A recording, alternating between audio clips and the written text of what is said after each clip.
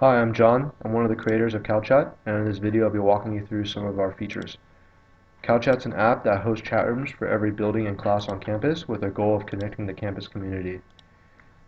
So I'm going to go ahead and log in with Facebook. We use Facebook Connect to discourage our users from spamming or trolling, but also to help them to connect with each other if they want to meet up offline or something like that.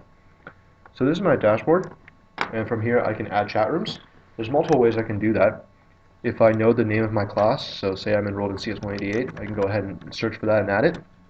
I can add buildings such as Corey, Dwinell, Soda, you name it.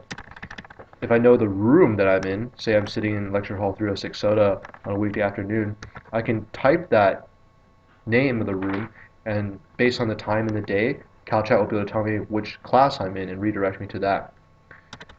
So I'm going to go ahead and just jump into one of our chat rooms and show you what the chat's about. We can just talk, and we also support the ability to do at mentions. So say Dorothy here is causing some trouble, I can do an at mention at her and say, hey, watch it. And Dorothy should receive a notification from me saying that she got mentioned. She might not like that, and in which case, here I can show you our moderator functionality. I can kick Dorothy from the chat, as well as ban and other things.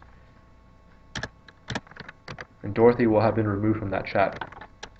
We also support functionality for private chats. So here we can see Mark's message me. So I'll pop over there and say, hey Mark, what's up? Mark and I can talk.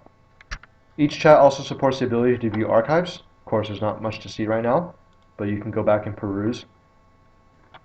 From the private chat screen, I can also visit Mark's Facebook profile if I'd like to friend him and say meet up with him later to study. And that's about it. Thanks for watching.